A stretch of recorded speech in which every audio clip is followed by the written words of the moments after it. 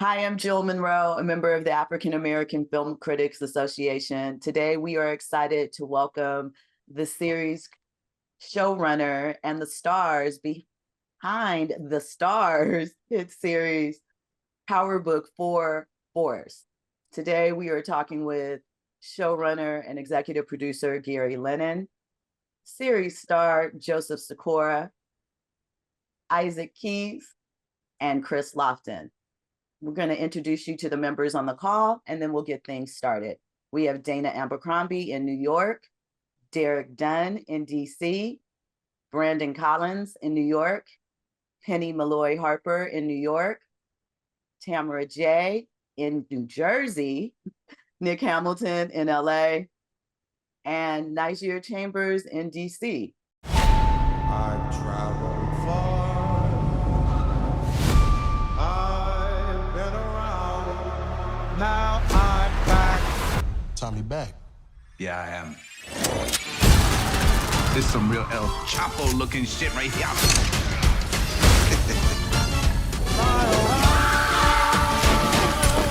Time for a little lesson in flight.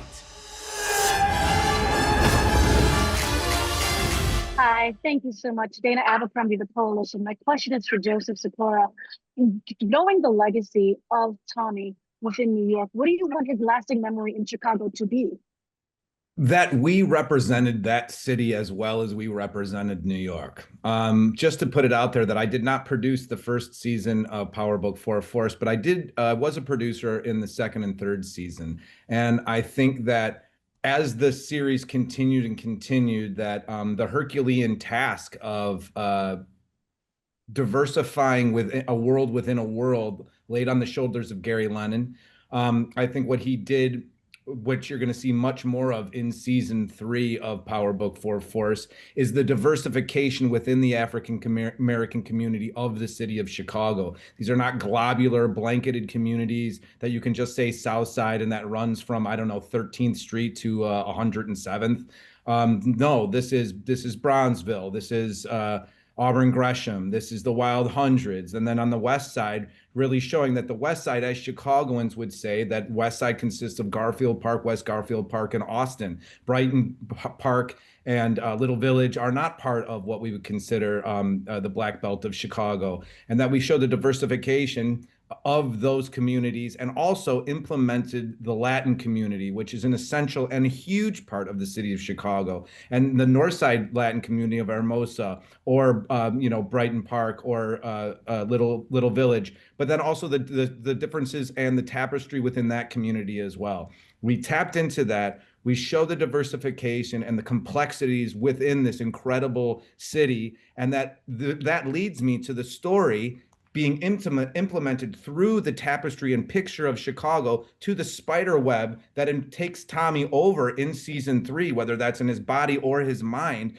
from Maria and Miguel to the Brotherhood Samson, to Shanti's Showstopper, to the AUSA of wonderfully played of Miriam Hyman playing Agent Stacey Marks.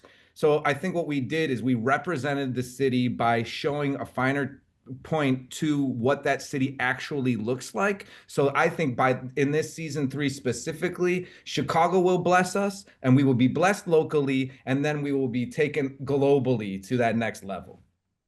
Thank you so much. Amazing. Hi, everybody. Brandon Collins from the Media Popcorn Podcast. My question is for Joseph and Isaac. I want to talk about Tommy and Diamond's dynamic. How did y'all develop that over the past 3 seasons? And, what ultimately do you want audiences to take away from that partnership? We can start with Joseph. Okay, I would say that I love that there are sprinkles of all of these different relationships in the Tommy and Diamond dynamic. There is the obvious one of like, oh, Tommy and Ghost. But I love what Gary did is that he actually showed that in Tommy's pursuit of a takeover and in this blind addiction to power and running things, he's actually showed chinks in his armor through duplicity and not being staying true to who we all know Tommy Egan is. And then also that we will see, again, reflecting back on the original Power show, is blood thicker than water? And by blood, I mean Tommy and Ghost. as a brothership and a true blood brothership. Now, did Tommy was trying to kill Ghost when he killed Angela. So we have to ask these questions, but I love how Gary very seamlessly turned this relationship into an unbelievably complex ticking time bomb that every episode in season 3 makes you go, when is it going to go off? Real quick, Isaac. Last thing is that I believe that Diamond Samson, out of every character in the entire Power universe, is the longest wick of burning. But we get to see when it's closest to that dynamite and when it's about to blow up. So it's always exciting to me because he's a gentle giant, but he's a giant, and he breaks shit. Isaac, thoughts? I think that's a great point that Joseph made. I think because I even said, even as a personally, Isaac, I've gotten tired of Diamond's long wick of just being patient with things that's going on. But I would use that frustration into the character, and I think that also shows the different dynamic of a character because most characters are very impulsive in this world. They act off their emotions. They act off what they see right in place. And Diamond is more like sit back because he has a silent confidence that I know I will handle it, or I'll get that person, or I'll handle it in my own way. Because one of the things, he doesn't want to get caught. So when you don't want to get caught doing something, then you have to be more calculated about how you go about doing it. And a lot of the characters on here are not as calculated as Diamond in that aspect. I mean, he has a lot on the line. He's on probation. I mean, he's out, but he doesn't want to go back to jail, and he's made that very poignant with the parole officer that he's not going back to prison. And I think with the dynamic between between the Tommy character and Diamond character, also started personally. I mean, me and Joseph spent, he invited me to the city. He showed me around the city. He showed me all the neighborhoods so I could have a clear understanding of what that city is, so I can do justice to Chicago and not just come in thinking I just know what's going on. And personally, we talk about family. So we created a chemistry amongst each other personally that just happened to carry over into these scenes to where we know we could challenge one another. We know we could push one another, but still come back and be able to be like, okay, cool, good scene. We'll leave that day like, hey, we'll call each other, hey, good job today.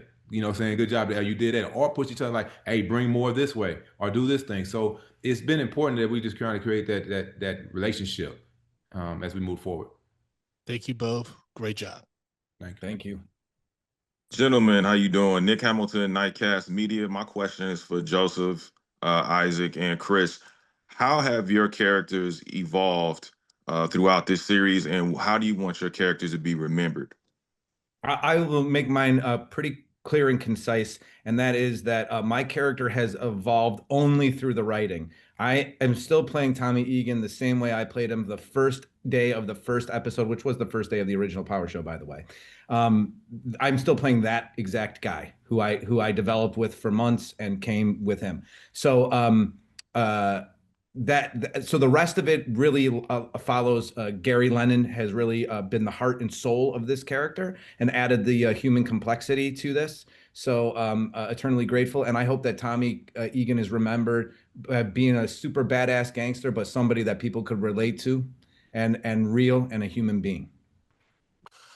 I love the journey that the character has gone on. Like Joseph said, testament to Gary Lennon in our writer's room, all of the people that work in his writer's room, and what Courtney Kemp and Mark Cannon and 50 Cent have brought to us over the course of the years to be embedded in this universe in such a way that actually sticks and people can actually feel like they've watched growth. Like I say that season 2 from season 1, the transition of Jannar from that season was drastic. And at first, when I first heard the wild ride that Jannar was going to be placed on, I wasn't a fan of it. I was not a fan of it when we sat down and we talked about it, that first season 2 meeting that I had with Gary. I was like, whoa, because like I said, in acting, sometimes you can lose sight of yourself and worry about vanity. And I always say that the moment that you're worried about what you look like on camera is the moment you were giving your performance a half-ass job, no matter what you're doing, because you're too worried about what you look like. You're worried about being pretty.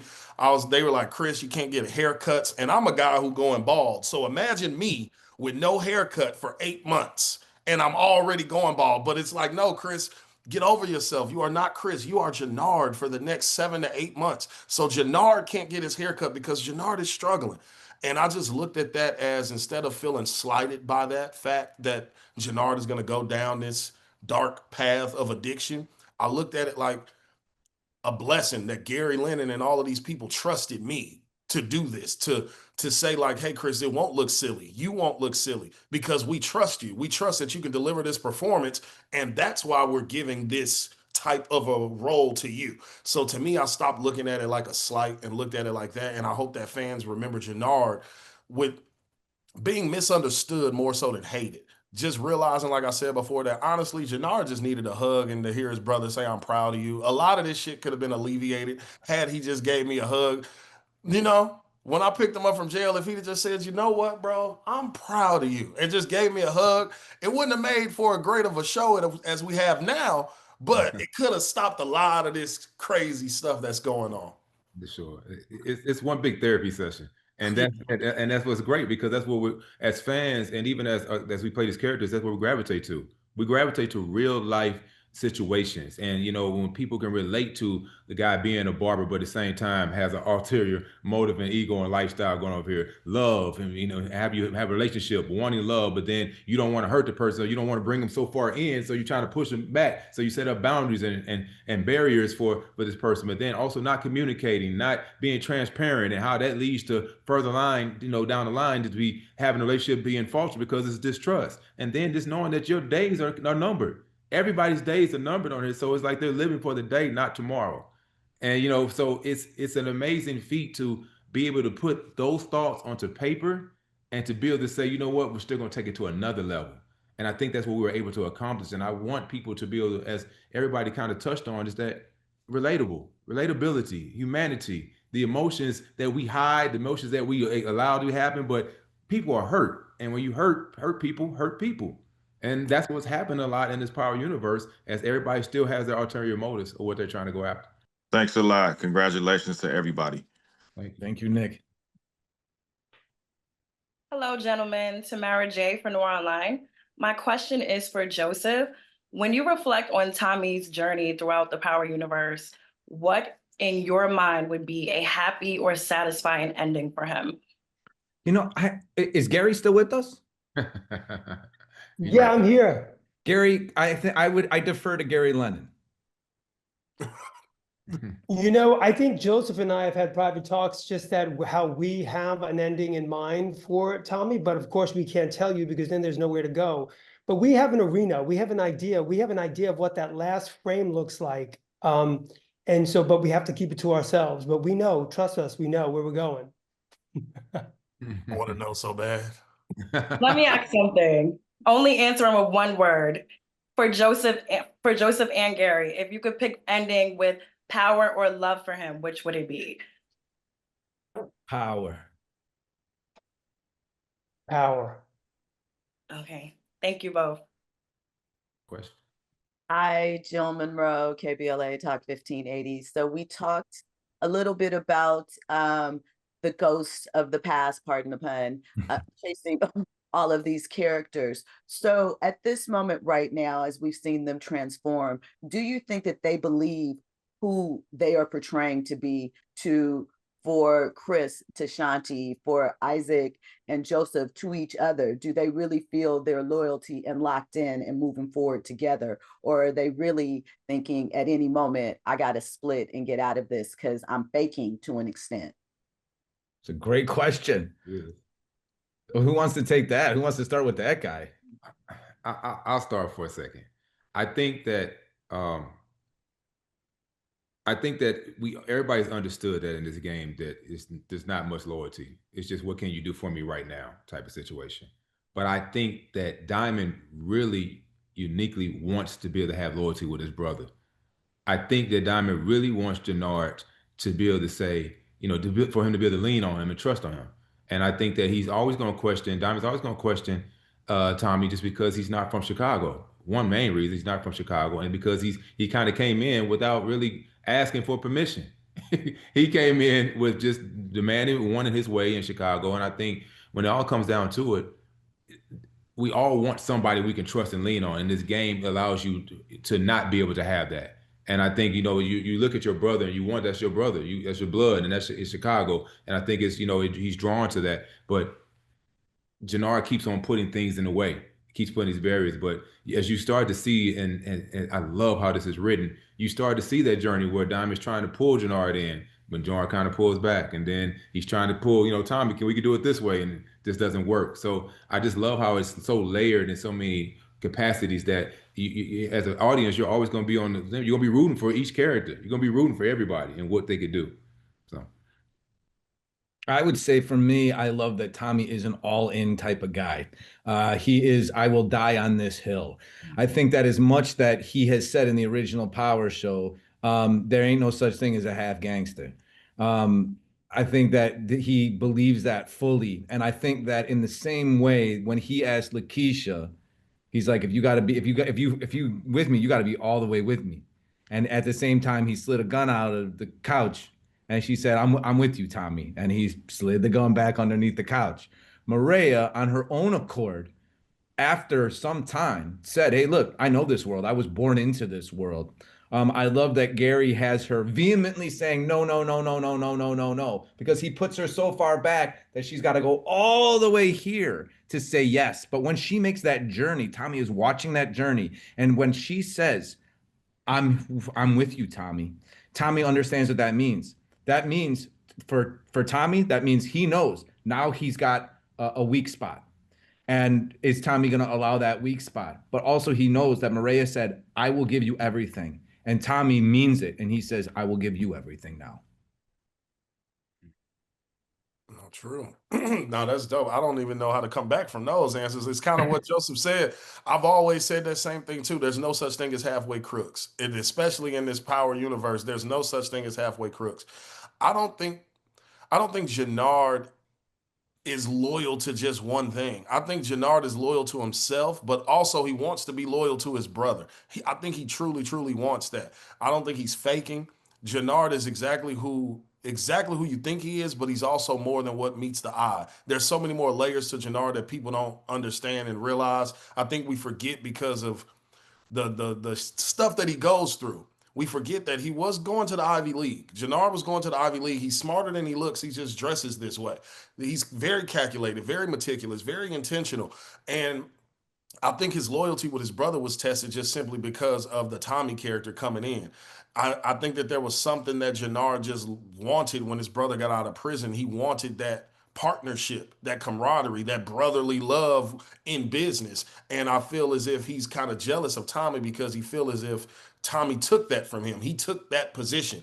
The position that Tommy has in my brother's life is where Jannard saw himself. He never wanted to be his brother and take over and kick him out and just exile Diamond. That's never what he wanted. He just wanted to be 1 and 2. He wanted to be the Ghost and Tommy, but me and my brother. But now the Tommy came, and now it's kind of just like, now where is his loyalty? So I don't think Jannard is faking it. He is who he says he is, because there's no such thing as halfway crooks. The persons that he's had to become over the course of that 15 years while his brother was incarcerated with no father figure, with no older brother who was like a father figure to him. I've literally been out here probably since 16, 17, figuring out my own way, not only in life and as a man in the real world, but in this business, in this world, which is even darker than the real world. And I had to navigate that alone. So I think that Jannard is exactly who he says he is, but there's also layers to him that just wants that brotherly love and bond and acceptance. I think real quick, I think when you ask the loyalty question, this kind of came revelation right now, is that the loyalty is to the streets. Everybody else is just pawns. Everybody, and you look at all these characters, the loyalty is to the streets. And that's that's ironic that it's that way, because the streets are not loyal to anybody. But if you look at each character, we're all it's the streets who we're loyal to in the same in that capacity. So yeah. Amazing answers. Thank you. Derek Dunn, Reviews and Done. Just a quick question for Mr. Gary. So one of the things about Power that I've always loved is the Shakespearean and the Greek tragedy elements. Would you say that's the motif for the final season? I think it's one of them. I think that, since Power originated, the original first season, that was something to look into. I mean, we as a writer's room, you would not imagine, but we watched I, Claudius, because we referenced it in the first season, and that pulled into the second. So I say it's definitely one of them. Yeah, I mean, I like big moves. I like lots of twists and turns. I like for me, one of the biggest threads pulling forward this season and sort of thematically writing to each character is we were questioning in the writing room the idea that power is a drug. And what is Tommy Egan, what is Jannard Sampson, what is Diamond Sampson willing to do to get it? What are they going to do when they lose it? And what are they going to do to get it back? And that was a question that we asked each of those characters. And the answer to that question was different for every single man. And that's what creates drama. And that was what was fun to do. So I would say that was my driving force this season. Thank you. Hello, my name is Penny, and my question is also for Gary, and you touched upon what I was going to ask in some way. So Gary, I wanted you to answer this question by giving each of the characters one word. If you can complete the statement, the power of what, how do you end that statement? For each of these three guys? Yes. So for Joseph, for Isaac, and for Chris. The power of the streets. Jannard. I mean, for Diamond, I would say, the power of family, because I do think he wants his brother back. I think that's real for him. And for Jannard, the power of the hustle. That motherfucker's moving left and right, every which way but down. Like he's just hustling everybody. Yeah, hustle. Yeah. And do you agree with those characterizations? Oh, I agree with them because I think that, as Isaac said, everybody has a loyalty to the streets, but Tommy's loyalty is very obvious to the streets. See, he unfortunately, I mean, Tommy got, but the streets saved Tommy. And when Tommy got, he got out too, because the other half of Tommy, named Jamie St. Patrick, it got him out. But so Tommy's loyalty to the streets, we've been able to watch in real time. So I would agree with that wholeheartedly. I also say this, that I loved the first season of the Power Show, kind of putting flesh on the bones, but it truly wasn't until the second season and Gary Lennon joined the writing team and eventually became co-showrunner that the true heart and soul of this character came out, because there is no way that I am any more Tommy Egan than Gary Lennon is. Thank you so much. Oh, sorry. Oh yeah, guys, do you agree with that? You agree with Gary's statement, Chris, Isaac? Definitely. Yeah. No, I definitely do. The power of the hustle, because Jannard's all over the place. He's definitely all over the place, but he has to be so. And I think that goes back to like how in depth Gary was with the backstories. Like he didn't just create a character and didn't give him a backbone or a backstory or a why. And I think the reason Jannard hustles like that is because, like I said, he's multifaceted. He's more than what meets the eye. So the fact that he is able to go have those connections over here and over here and over here, whether or not they're being turmoil or not, is erroneous, but he has them. And I remember I told Gary that I still want to do it one day, maybe. I wish Jannard had a little element of Ghost where he could just like speak a little Spanish when I went to go talk to Miguel and them. I just wish, like, I don't want to be like, don't make me bilingual, because James was he was ridiculous. What James did with the Spanish was amazing. I could just get a little bit in there. What about Japanese, man? Like expand. What about Chinese? What about like, hey, listen, the guy was Ivy League, man. He's thinking overseas money. You're right. Yeah, I totally agree as well. I think Diamond, that's his antagonist. His antagonist is the love and the morality and that he wants to be able to have, but he's doing street activity. So his loyalty to the streets is through his actions, but that's not necessarily what he wants to necessarily do. You know, it's just that it's family, and that's the one that's going to bring you down. And it starts to show that as we continue to move into the season. Yeah, I just want to add that if you liked in episode 205 of season 2, the story between the brothers of Jannard and Diamond, to me, that tells you everything you need to know about these two men, what they went through, and how they are to each other, regardless of all the sort of gangster shit. At the heart of it, they're those brothers, and that you don't forget. Thank you so much. Well. Not your Chambers, the Culture Collective. My question is for Gary and maybe anybody else that want to chime in here. So I think we're all aging and maturing. And I think with this, we kind of despise certain activity. I want to talk a little bit about the collaboration process with the writers and directors in really displaying the true and authentic YN activity that is happening this season with Nutty, D-Mac, Marshall, and Smiley. Like, who was in charge and getting getting the YN stuff right? And because this is the final season, and there's been so much emphasis on the writing, I will, if we can take the time also too to just name drop the people, name drop the writers and directors from this season. Yeah, listen, I mean, the writers of the season are incredible, and the directors were incredible as well. And the actors, just like saying it, like, you know, working with this group of actors, and I think Joseph mentioned Miriam earlier.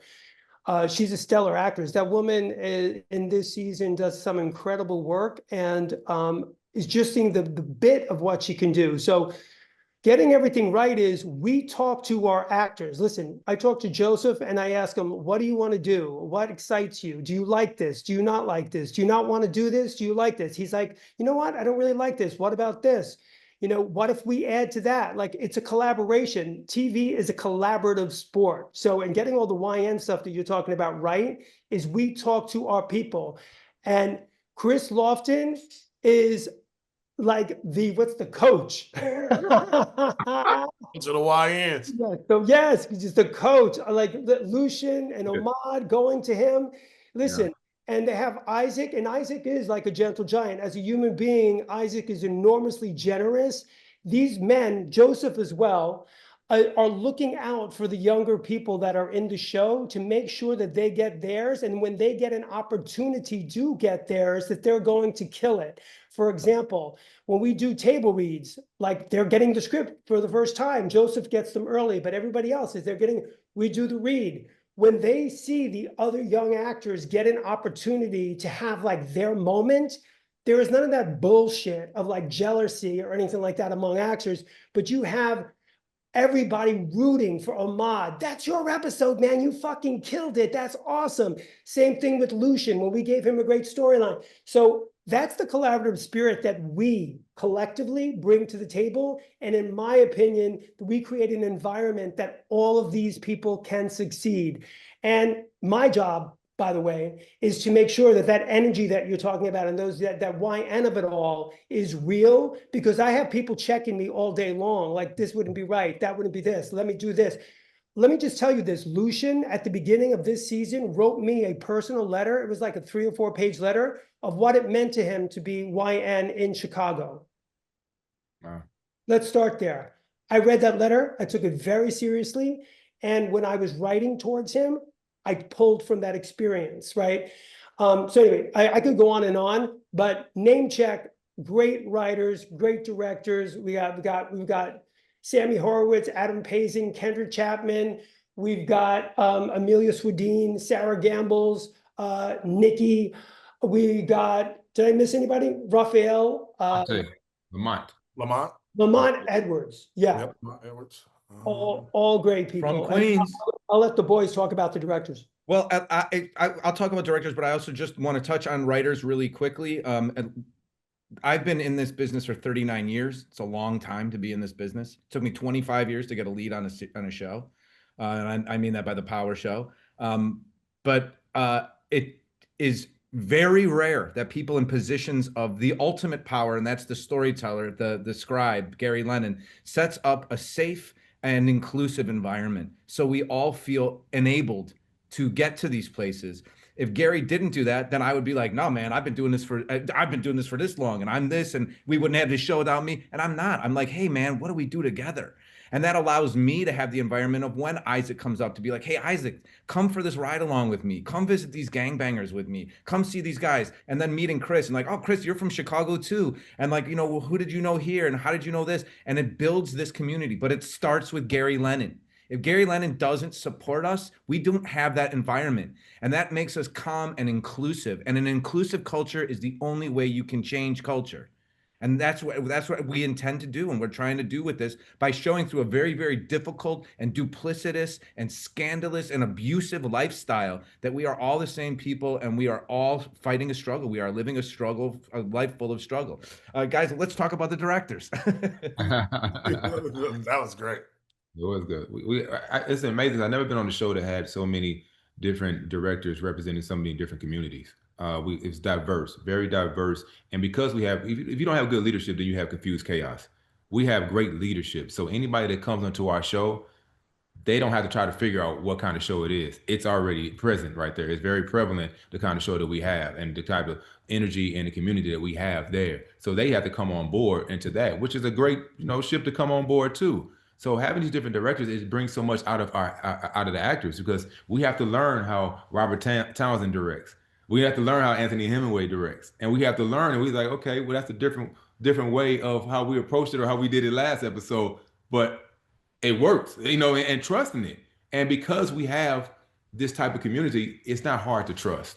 Unlike the show, unlike the characters, it's not hard to trust on set and then trust our community and our family that we work with, our cast and crew.